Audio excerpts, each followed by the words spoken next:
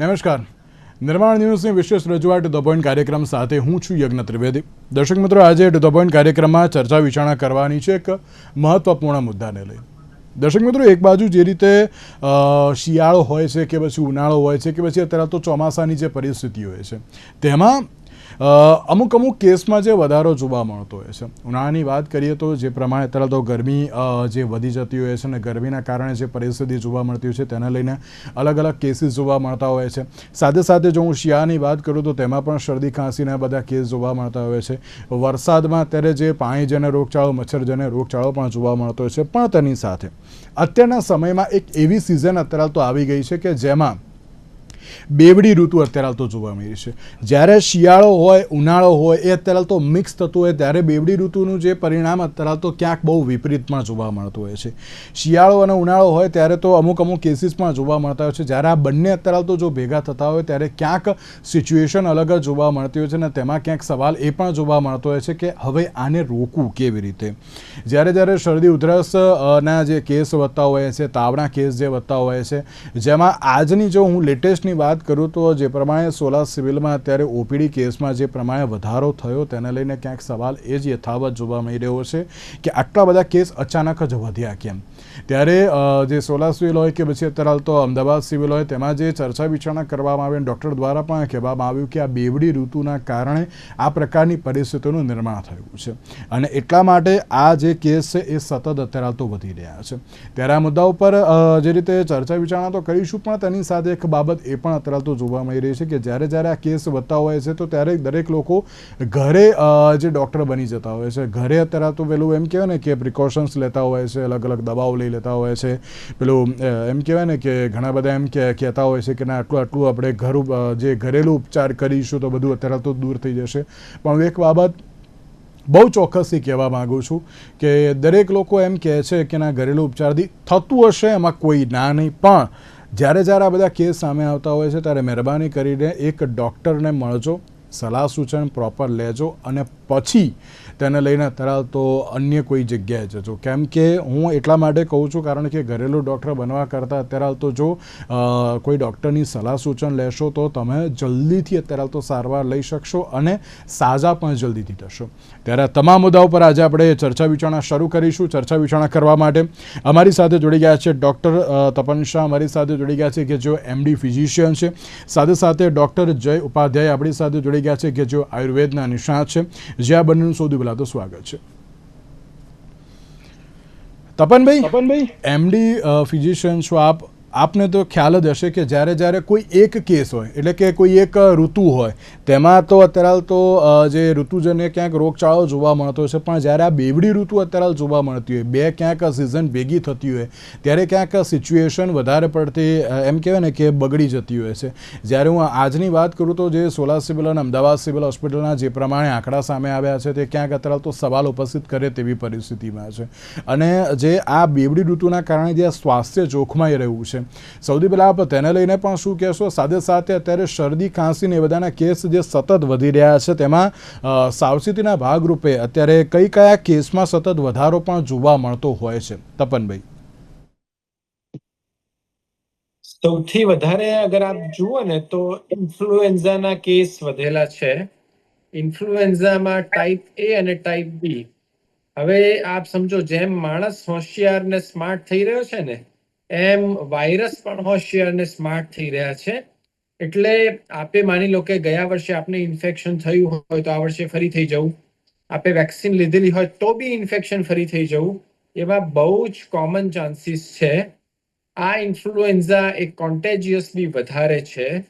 એમાં અત્યાર સુધી કેવું હતું કે ઇન્ફ્લુએન્ઝા અપર રેસ્પિરેટરી ટ્રેક એટલે નાક અને ગળા સુધી જ રહેતો હતો, કે જેમાં શરદી ખાંસી કફ ગળામાં દુખવું ને અવાજ બેસી જવો એટલું જ થતું હતું. હવેના ઇન્ફ્લુએન્ઝા વાયરસ ફેફસામાં બી જાય છે અને ન્યુમોનિયા બી કરે છે.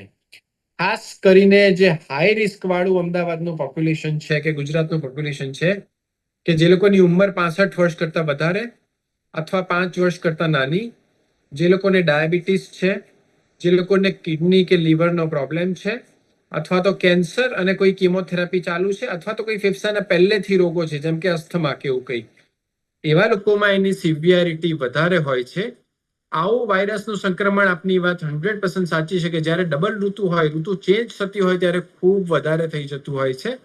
અને બીકોઝ કે આ વાયરસ કોન્ટેજિયસ છે, એટલે આજકાલના નવા જમાનાના માણસો જે બંધ ઓફિસમાં, બંધ સ્કૂલોમાં, બંધ એન્વાયરમેન્ટમાં કામ કરતા હોય, કે જ્યાં વેન્ટિલેશન પ્રોપર ના હોય, એટલે એક જણે ઇન્ફેક્શન થયું એનામાંથી બીજાને થઈ જવાની સંભાવના હોય, એના કારણે આ ખૂબ ઝડપથી ફેલાઈ રહ્યો છે.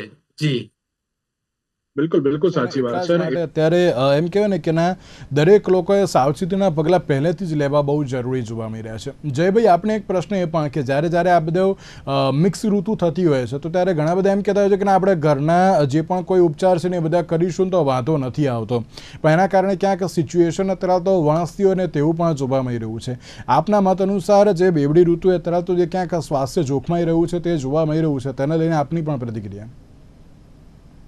જી જરૂર. આયુર્વેદ પણ એવું દર્શાવે છે કે હાલની જે સિઝન છે એમાં હેમંત શિશિર ઋતુ પતિને ધીમે ધીમે વસંત અને પાનખર ઋતુ ચાલુ થાય છે. તો એ દરમિયાનમાં જે કફ આપણો શિયાળામાં જે જમા થઈ રહ્યો હતો એ ઓગળે છે, અને ઓગળે એના કારણે જે કફ બહાર નીકળે એના કારણે ઘણા બધા કફના વ્યાધિ થાય છે, અને એની જોડે પિત્તનો સંસર્ગ બી જોવા મળે છે. એટલે જે પણ અત્યારે જે જ્વર આવે એ પિત્ત જ અથવા કફ જ જ્વર જોવા મળે છે. તો એ ખાસ કે આપણું જો શરીરમાં દોષ વધારે હશે, શરીરમાં આમની કન્ડિશન એટલે કચરો વધારે હશે, તો કોઈ પણ પ્રકારનો ફીવર કે ઇન્ફેક્શન થશે તો એનો પ્રભાવ શરીર પર વધારે પડી શકે છે, એમ આમ ખાસ જોવા મળે છે. ખાસ કરીને જે હેલ્ધી લોકો છે એ લોકોને કદાચ 2 દિવસ કે 3 દિવસની અંદર ફીવર સબસાઇડ બી થઈ જાય છે અને યોગ્ય રીતે એ લોકો ઠીક બી થઈ જાય છે. યુઆરટીઆઈ સુધી જ ઇન્ફેક્શન રહે છે, એટલે કે અપર રેસ્પિરેટરી ગળા સુધી ઇન્ફેક્શન રહે છે, તો સાઇનસ સુધી ઇન્ફેક્શન રહે છે, જે ફેફસામાં જતું નથી. પણ જે લોકોનું વજન વધારે છે, જે લોકોને બીપી ડાયાબિટીસ છે, ઉંમર વધારે છે, એ લોકોને સાહેબે કીધું એ પ્રમાણે ઇન્ફેક્શન અંદર ફેફસામાં પણ ઉતરી શકે છે અને ન્યુમોનિયા બી થઈ શકે છે. એટલે વહેલી તકે જ્યારે પણ ઇન્ફેક્શન લાગે તો પહેલા સંપૂર્ણ આરામ લેવો, ખાવા પર ખાસ કંટ્રોલ કરી લેવો, કફ વધારે એવું ગળ્યું છે કે એવું વસ્તુ ન ખાવી, આ ઉપરાંત કન્ટિન્યુઅસ ગરમ પાણી પીતા રહેવું, અને બેઝિક જે જ્યારે ફીવર આવે જે બહુ વધારે ના હોય કે જેને આપણે બેઝિક એન્ટીબાયોટિક દવાથી કંટ્રોલ કરી શકતા હોય, તો એ વખતે યોગ્ય આયુર્વેદ ડૉક્ટરની સલાહ લઈ અને જો ઉપચાર કરવામાં આવે તો એ વાયરલ ફીવર જાતે જ સબસાઇડ થઈ શકે છે, આગળ વધતો નથી. પરંતુ જો મેં તમને જણાવ્યું એ પ્રમાણે કોઈ પણ બીજા રોગી હોય કે જેમને બીજી બી તકલીફ છે, સિસ્ટમિક ડિસીઝ છે, તો એમણે 100% ડૉક્ટરની મુલાકાત લેવી જોઈએ, અને જરૂર પડે તો હાયર એન્ટીબાયોટિક જેવી દવા પણ જોડે ખાસ લેવી જોઈએ. બિલકુલ બિલકુલ છે. સાચી અને વાત. અત્યારના સમયમાં જે રીતે તપનભાઈ આપે તો કહ્યું કે અત્યારે કેસમાં તો વધારો જોવા મળી રહ્યો છે, પણ અમુક કેસ અત્યારે બહુ ક્રિટિકલ પણ બની જતા હોય છે, તો એ કયા કારણો છે? જો સૌથી પહેલું કારણ છે કે ઇન્ડિયામાં જે મોટા સિટી છે એ લોકોનો એર ક્વોલિટી ઇન્ડેક્સ અત્યારે 100 થી પણ વધારે છે. હવે સાયન્સ એવું સાબિત કરેલું છે કે જ્યારે તમારો એર ક્વોલિટી ઇન્ડેક્સ 100 કે 100 થી વધારે હોય ત્યારે આઉટડોરમાં તમે જ્યારે બહાર જાઓ ત્યારે N95 માસ્ક પહેર્યા વગર ના જઈ શકો. એનું કારણ છે કે જ્યારે એર ક્વોલિટી ઇન્ડેક્સ ખરાબ હોય છે ત્યારે PM2.5 નામની જે રજકણો હોય છે એ સીધી આપણા ફેફસા સુધી ઉતરી શકે છે, અને ફેફસામાંથી સ્ટ્રેટ અવે બ્લડમાં જઈ શકે છે. બ્લડમાં જવાને કારણે એ લોકો અસ્થમાની એક્ઝાસર્બેશન કરી શકે, ન્યુમોનિયા કરી શકે, ઘણા પેશન્ટ્સમાં હાર્ટ એટેક, પેરાલિસિસ, ઇમ્યુનિટી ઓછી થવી અથવા તો ઇનફર્ટિલિટી જેવા બી પ્રોબ્લેમ કરી શકે. તો જે શિયાળાની ઋતુ દરમિયાન વાતાવરણમાં પોલ્યુશન થયેલું છે એને કારણે ઓલરેડી તમારો શ્વસન તંત્ર વીક પડેલું છે, એની માથે જ્યારે ઇન્ફેક્શન થાય છે ત્યારે એ કોમ્પ્લિકેશન ખૂબ વધારી કાઢે છે. જ્યારે ગરમીની શરૂઆત થઈ જાય છે ત્યારે હવા એટલી જાડી નથી રહેતી, ત્યારે રજકણો બધા હવામાં ઉપર જતા રહે છે કે જેથી નીચેના લેવલે ફરતા માણસોને, આઉટડોરમાં ફરતા માણસોને બહુ વાંધો નથી આવતો હતો, અને એર ક્વોલિટી ઇન્ડેક્સ 50 ની આસપાસ રહેતો હોય છે. છેલ્લા 30 દિવસમાં 24 કલાકમાં અમદાવાદ જેવા મોટા શહેરમાં એર ક્વોલિટી ઇન્ડેક્સ 100 કે 100 થી ઉપર જ રહ્યો છે. એવી રીતે આપ જાઓ તો આપ જ્યારે મોર્નિંગ વોકમાં જ્યારે ચાલવા જાઓ છો ત્યારે આપણે સ્વાસ્થ્ય ગુમાવો છો, સ્વાસ્થ્ય મેળવવા નથી જતા. WHO પ્રમાણે અત્યારે ભારતના મોટા સિટીનો દરેક માણસ ઓછામાં ઓછી 6 થી 7 સિગરેટ પીતો હોય એટલો ધુમાડો કે એટલી રજકણ કે એટલા PM2.5 મેટલ એ પોતાના ફેફસામાં નાખી રહ્યો છે. એટલે આપ વિચારો કે ઓલરેડી એકવાર પ્રદૂષણ તમને મારી રહ્યું છે અને માથે વાયરલ ઇન્ફેક્શન થાય છે, તો એ વાયરલ ઇન્ફેક્શન તરત જ ઉપરનો જે શ્વસન તંત્રનો પ્રોટેક્ટિવ પાર્ટ છે એને બાયપાસ કરી અને નીચે ફેફસામાં ઉતરે છે. હવે જ્યારે ફેફસામાં ઉતરે ત્યારે રેપિડલી ગ્રોથ કરતો હોય છે અને વાયરલ ન્યુમોનિયા કરતો હોય છે. હવે વાયરલ ન્યુમોનિયાની આખી દવાઓ જ અલગ હોય છે. આપણે ત્યાં મોટા ભાગના મેડિકલ પ્રેક્ટિશનરને બી ન્યુમોનિયા એટલે એન્ટીબાયોટિક એવું હોય છે. જ્યારે વાયરલ ન્યુમોનિયા થયો હોય ત્યારે એન્ટીવાયરલ નામની દવા આપવી જોઈએ કે જેના કારણે વાયરસથી થતો ન્યુમોનિયા એ કંટ્રોલમાં આવે કે બેસી જાય. ઘણીવાર એન્ટીબાયોટિક આપવાથી એવો ન્યુમોનિયા વકરતો બી હોય છે, ખરાબ બી થતો હોય છે. એવા કેસમાં ઘણીવાર પેશન્ટને આઈસીયુમાં દાખલ થવાની, ઓક્સિજન લેવાની કે બાયપેપ કે વેન્ટિલેટર લેવાની જરૂર પડતી હોય છે. સ્પેશિયલી જે લોકો એટ રિસ્ક છે, જે લોકોની ઇમ્યુનિટી ઓછી છે, એવા લોકોમાં આવા ચાન્સ ખૂબ વધારે હોય છે. તો આ સમય છે કે જ્યારે તમારે બહાર નીકળવાનું થાય ત્યારે તમે N95 માસ્ક પહેરો. જો તમને કે તમારા બાળકને કોઈ વાયરલ ઇન્ફેક્શન કે એવું કંઈ લાગેલું હોય ત્યારે તમે વોલન્ટરી રીતે જ બહાર જવાનું ટાળો. ઘણા લોકોને બાળકોને વાયરલ ઇન્ફેક્શન હોય છતાંય સ્કૂલે મોકલી દેતા હોય.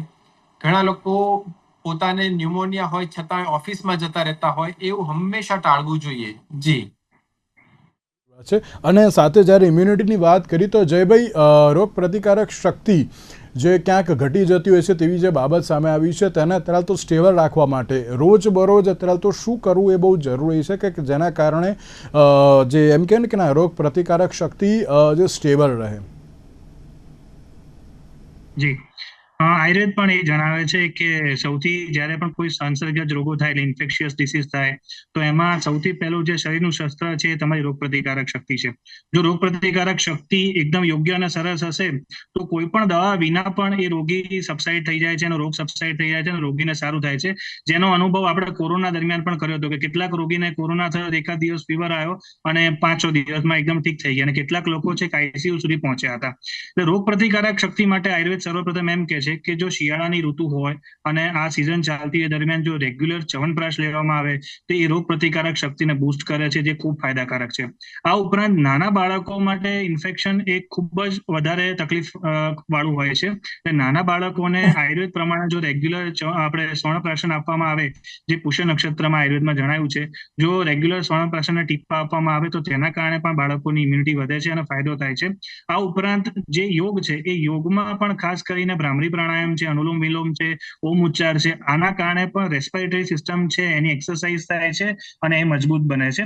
તો આ વસ્તુ કરવાના કારણે પણ તમારી રોગ પ્રતિકારક શક્તિ વધે છે. આથી જો કોઈ પણ ઇન્ફેક્શન લાગશે તો તમારું શરીર એને બહુ સારી રીતે લડી શકશે અને આગળ વધારે દવાઓની કે હોસ્પિટલમાં દાખલ થવાની જરૂર નહીં પડે. બિલકુલ બિલકુલ સાચી વાત છે ને એટલા જ માટે અત્યારે હાલ તો જે પ્રમાણે ડૉક્ટર્સ કહી રહ્યા છે દર્શક મિત્રો એ જ પ્રમાણેનું અત્યારે તો કાર્ય કરવું. કારણ કે અમુક વાર એવું હોય છે કે ના જે જાતે કરવા જાઓ છો ને ત્યાં ક્યાંક અત્યારે તો જે ઇસ્યુઝ જોવા મળતા હોય છે. તપનભાઈ, અત્યારના સમયમાં બાળકોની દરરોજ 100થી પણ વધુ ઓપીડી અત્યારે તો જે નોંધાઈ રહી છે તેવી બાબત જે સામે આવી છે. એટલે કે ક્યાંક બાળકોમાં આ પ્રકારના કેસમાં જે સતત વધારો જોવા મળી રહ્યો છે, આપ તેને લઈને પણ શું કહેશો?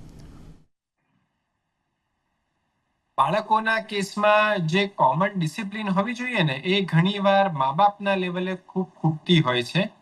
કોમન ડિસિપ્લિનની જો આપ વાત કરો તો બાળકોને હેન્ડ સેનિટાઇઝેશન કે ડિસ્ટન્સિંગ કે માસ્ક કે જ્યારે આપણું બાળક બીમાર હોય ત્યારે એનું આઇસોલેશન, આ ચારેય વસ્તુમાં આપણે માતા પિતા કે વાલી તરફથી પૂરતી ડિસિપ્લિન ના જળવાતી હોય ને એવું અમે જોયું છે. સૌથી પહેલા જ્યારે આપને બાળકને આવા કોઈ બી લક્ષણો દેખાય તો આપ એની સ્કૂલ કે કોલેજમાં જાણ કરો કે મારા બાળકને આવો પ્રોબ્લેમ થયો છે, કે જેથી બાકીના બાળકો જે ક્લાસમાં કે સ્કૂલ કોલેજમાં આવતા હોય એવા લોકો એના માટે કંઈ વેક્સિન કે એવું કંઈ આપી શકે. બીજું, જો આપનું બાળક બીમાર હોય તો સ્કૂલ કે કોલેજમાં ના મોકલો. આવું કરીને તમે બીજા બાળકોનું ભયંકર નુકસાન કરી રહ્યા છો. ત્રીજું, જ્યારે આવી સિઝન હોય ત્યારે તમે માસ્ક પહેરવાનું જ રાખો. અને ચોથું, બાળકને હંમેશા સેનિટાઈઝર આપીને રાખો કે જ્યારે એ સ્કૂલ કે કોલેજમાં લંચ કે લેવા બેસે ત્યારે સેનિટાઈઝર વાપરે જ. જો આ 4 વસ્તુની ડિસિપ્લિન આપણે જાળવી રાખીએ, પ્લસ બાળકોનું જે ઇન્ડિયન એસોસિએશન ઓફ પીડિયાટ્રિક્સે જે શેડ્યુલ જાહેર કર્યું છે એ પ્રમાણે વેક્સિનેશન જો કરાવીએ, જો બાળકો રેગ્યુલર વેક્સિન લેતા થઈ જશે ને તો આવા બધા પ્રોબ્લેમ સોલ્વ થઈ જશે. જેમ વાયરસ હોશિયાર થયા છે એમ માણસે બી એની સામે લડવા માટે વધારે ને વધારે હોશિયાર થવું જ પડશે. જી બિલકુલ. જયભાઈ, બાળકોની સાથે વૃદ્ધોના કેસમાં પણ સતત વધારો જોવા મળી રહ્યો છે આ બેવડી ઋતુના કારણે. તેમણે પણ ખાસ અત્યારે તો તકેદારી કેવી રીતે રાખવી બહુ જરૂરી છે? જી વૃદ્ધો એટલે આપણે ગણીએ કે 60 વર્ષથી ઉપરના જે પણ પુખ્ત વ્યક્તિઓ છે બધાને આપણે વૃદ્ધ તરીકે જો ગણવામાં આવે તો એ લોકો પર વાયરલ ઇન્ફેક્શનનું ખૂબ હાઈ રિસ્ક રહેલું હોય છે, કારણ કે સમય જતા આપણા શરીરની ઉંમર પ્રમાણે ઇમ્યુનિટી બી ઘટે છે. આ ઉપરાંત લગભગ 50 થી 60 વર્ષની ઉંમરનો જે દશકો એવો છે કે જેમાં ઘણા બધા સિસ્ટમિક ડિસીઝ પણ એ વૃદ્ધોને થયેલા હોય છે, જેમ કે હાઇપરટેન્શન છે, ડાયાબિટીસ છે, કે ઘણા અસ્થમા વાળા પણ પેશન્ટ હોય છે. તો જ્યારે એ લોકોને વાયરલ ઇન્ફેક્શન થાય છે ત્યારે સૌથી વધારે તકલીફ જોવા મળે છે. તો ખાસ આમાં આયુર્વેદ જણાવે છે કે બાળકોથી લઈને પુખ્ત અને વૃદ્ધો દરેક જણા જો 2 ટીપા તલનું તેલ અથવા ઘીના રેગ્યુલર સવારે બંને નોસ્ટ્રીલમાં નાખી અને નીકળે એને આયુર્વેદમાં પ્રતિમર્શ નસીર તરીકે પણ ચરક સંહિતામાં દર્શાવેલું છે. તો જો નાખીને રોજ નીકળે તો એમનું જે નેઝલ પેસેજ છે એક તેલથી ઓઇલના કવરથી કવરિંગ રહેશે, તેમાં ઇન્ફેક્શન ફેલાવાના ચાન્સીસ થોડા ઘટશે. આ ઉપરાંત કે ધારો કે કોઈને બી ઇન્ફેક્શન થયું છે તો સાહેબે એમ કીધું કે એ પ્રમાણે આઇસોલેશન બહુ ઇમ્પોર્ટન્ટ છે. આઇસોલેશનના મુખ્ય 2 ફાયદા છે. એક તો એ ચેપ બીજાને આપતા અટકશે, અને જ્યારે આઇસોલેશન થશે એટલે એનું ફિઝિકલ વર્કિંગ ઓછું થશે. ફિઝિકલ વર્કિંગ જેવું ઓછું થશે એવી ઇમ્યુનિટીનું બૂસ્ટ થશે ને ઇમ્યુનિટી એના રોગ પર વધારે કામ કરી શકશે. કારણ કે જ્યારે તમે બીમાર હો એમ છતાં પણ તમે સિમ્પલ વોકિંગમાં જાઓ, બાળકોની વાત કરીએ, બાળકોને જો પાછા તમે સ્કૂલમાં કે કોલેજમાં મોકલો તો એ પ્રોબ્લેમ તમારે વધારે નડશે. એટલે ખાસ કરીને જે પણ વૃદ્ધોને આ હોય એમને કમ્પ્લીટ આરામ કરવો જોઈએ. આ ઉપરાંત એની સાથે જે પણ સિસ્ટમિક મેડિસિન ચાલુ હોય ચાલુ રાખવી જોઈએ. કે બે પણ દવા હોય, આયુર્વેદ હોય, એલોપેથી હોય, કોઈ પણ દવા એ ડોક્ટરના માર્ગદર્શન સિવાય જાતે ન લેવી. કારણ કે જો એન્ટીબાયોટિકનો એબ્યુઝ કરવામાં આવે કે બીજી કોઈ પણ દવાનો જો એબ્યુઝ કરવામાં આવે તો એ વસ્તુ આગળ વધશે અને 100% એ પેશન્ટને આઈસીયુ કે હોસ્પિટલ એડમિશન સુધી જવું પડે. બિલકુલ સાચી વાત છે, અને એટલા જ માટે અત્યારે તો દરેક લોકોને એમ કહેવામાં આવી રહ્યું છે કે જ્યાં સુધી તમારી જે પણ કોઈ દવાઓ ચાલતી હોય ઓરલ્સ જેની પણ જોડે ચાલતી હોય એમને પહેલાં પૂછીને પછી આગળ વધવું એ બહુ જરૂરી જોવા મળી રહ્યું છે. તો સાથે બીજો એક સવાલ જયભાઈ આપને જ પૂછું કે જ્યારે વૃદ્ધોની આપણે વાત કરી તો વૃદ્ધોએ અત્યારે તો ખાસ તકેદારી તો રાખવાની જે બાબતો સામે આવે છે, પણ તેની સાથે અત્યારના સમયમાં એમ કહેવાય ને કે જે ઋતુ અત્યારે તો જે પ્લસ માઇનસ થતી જોવા મળતી હોય છે, વિન્ટર પણ હોય, સમર પણ એવી પણ બાબત છે. તો બહાર નીકળતી વખતે પણ અત્યારે તો શું કહે કોઈ પણ પ્રકારના તકેદારી રાખવી એ બહુ જરૂરી છે, કારણ કે જ્યારે વૃદ્ધો ઘરે હોય છે, અન્ય કોઈ પણ વ્યક્તિ બહારથી આવતું હોય છે કે અત્યારે તો એમની જોડે પણ જમ્સ હોય છે, એ લોકો પણ ક્યાંક જો એમની પાસે જતા હોય તો એમને પણ અત્યારે તો પ્રોબ્લેમ થઈ શકે. તો બહારથી આવેલા વ્યક્તિઓ પણ એમની સાથે જતા પહેલાં કેવી રીતનું ધ્યાન રાખવું બહુ જરૂરી છે. જી એમાં બેઝિક જે સેનિટાઇઝેશન વસ્તુ છે આપણે ખાસ રાખવી જોઈએ. સાહેબે કીધું એ પ્રમાણે કે કોઈ પણ પ્રકારનું સેનિટાઇઝરનો યુઝ કરો. ખાસ કરીને શક્ય હોય એટલા એકબીજાના કોન્ટેક્ટ કોઈને ઇન્ફેક્શન થયું હોય તો જણાવો કે ભાઈ એમને ફીવર છે, એટલે ફીવર હશે તો તરત જ બીજા લોકો એને મળતા પહેલા થોડું ધ્યાન રાખશે. અને આ ઉપરાંત કે જ્યારે પણ તમે બહાર જાઓ તો આ એક ડ્રાય સિઝન છે, એમાં આપણી જે નેઝલ મ્યુકોઝા એટલે નાકની અંદરની ચામડી છે, ગળાની ચામડી છે, બધી ખૂબ પાતળી હોય છે. ઇવન આપણા ફેસના આગલા ભાગમાં સાઇનસ રહેલા હોય છે, એની અંદર પણ ખૂબ પાતળું લેયર હોય છે. તો જ્યારે ડ્રાયનેસની સિઝન હોય અને આપણે રેસ્પિરેટરી રેટ બી ઘણા વધારે હોય ત્યારે ડ્રાય થાય છે. અને ડ્રાય થવાના કારણે જે મ્યુકોઝલ મેમ્બ્રેન છે કે જેમાંથી આપણે ચીકણો સ્રાવ થાય છે, જેને આપણે કફ કહીએ છીએ, ખૂબ ઓછો હોય છે. પરિણામે એ ડાયરેક્ટ ઇન્ફેક્શન થવાના ચાન્સીસ વધારે રહે છે. એટલે જો નિયમિત પ્રમાણે તમારા શરીરમાં એ મ્યુકોઝલ લેયર પ્રોપર રહેતું હોય તો એ ફર્સ્ટ ડિફેન્સનું કામ કરે છે. એટલે લોકલ ઇન્ફેક્શન છે જેમ કે સાઇનોસાઇટિસ છે કે ફેરિન્જાઇટિસ છે, થ્રોટ ઇન્ફેક્શન છે, એના ચાન્સીસ સૌથી પહેલા ઘટાડવા જોઈએ. તો ઇનિશિયલ જો ઇન્ફેક્શનના ચાન્સીસ ઘટશે તો વાયરલ લોડ ઓછો થશે અને એ જ જે રોગી હશે કે વૃદ્ધ હશે એ એમાંથી રોગમાંથી બહાર નીકળતા એને વધારે ફાયદો થશે. એટલે શક્ય હોય તો આપણે ખાસ નાક, કાન, ગળું ઢાંકીને રાખવું જોઈએ, ટોપી પહેરવી જોઈએ અને સીધા પવન, ઠંડા પવનથી ખાસ બચીને રહેવું જોઈએ. શિયાળામાં જે પણ આપણે કીધા છે આયુર્વેદ પ્રમાણે કે ભાઈ જેમાં ઘી હોય, તેલ હોય એવી વસ્તુઓ વધારે ખાવી જોઈએ, જેના કારણે તમારી ઇમ્યુનિટી પણ સારી રહે અને આ ડ્રાય સિઝનમાં શરીરને યોગ્ય પ્રમાણમાં ચિકાશ પણ મળતી રહેવી ખૂબ આવશ્યક છે. બિલકુલ. તપનભાઈ, ઘણીવાર એવું હોય છે કે એન્ટીબાયોટિકનો દુરુપયોગ પણ જોવા મળતો હોય છે. આ થયું તો આ લઈ લો, કેમ મન તો થઈ ગયું સારું એટલા માટે હું તમને કહું છું કે આ વસ્તુ આ દવા લઈ લો તો તમને સારું થઈ જતું હોય છે. અને વધુ પડતી એન્ટીબાયોટિક પણ ઘણીવાર લઈ લેવામાં આવતી હોય છે. પેલું એમ કહેવાય ને કે ના તમારે 100 પાવરની જોઈતી હોય તો ભાઈ 200 કે 500 અત્યારે લઈ લેવામાં આવતી હોય છે. આપ એ પ્રમાણે જે અત્યારે તો એમ કહેવાય ને કે કોઈના પણ પ્રિસ્ક્રિપ્શન વગર જે એન્ટીબાયોટિક લઈ લેવામાં આવતી હોય છે, આપ તેને લઈને પણ શું કહેશો? અને દરેક લોકોને એક મેસેજ પણ જોડે શું આપશો કે ઘરે અત્યારે તો ડૉક્ટર ના બને, જે પણ કોઈ ડૉક્ટર એમની સલાહથી અત્યારે તો જે આગળ વધવું એ બહુ જરૂરી છે. તપનભાઈ, સૌથી પહેલો મેસેજ એ છે કે જો તમને કોઈ પણ પ્રકારનું ઇન્ફેક્શન થાય તો શરીર એની સામે લડવાનો ટ્રાય કરે છે. શરીર લડવાનો ટ્રાય કરે તો પહેલું દર્દીને ફીવર આવે છે. હવે આપણામાં કેવું કે ફીવર કે તાવ આવે ને તો તરત જ તાવ ઉતારવાની દવા આપણે આપી દઈએ. તાવ જે આવે છે એકચ્યુઅલી તમારું શરીર એ બેક્ટેરિયા કે વાયરસ કે ફંગસની સામે લડવાનો ટ્રાય કરે એટલે આવે છે. એ તમારા માટે ફાયદાકારક છે.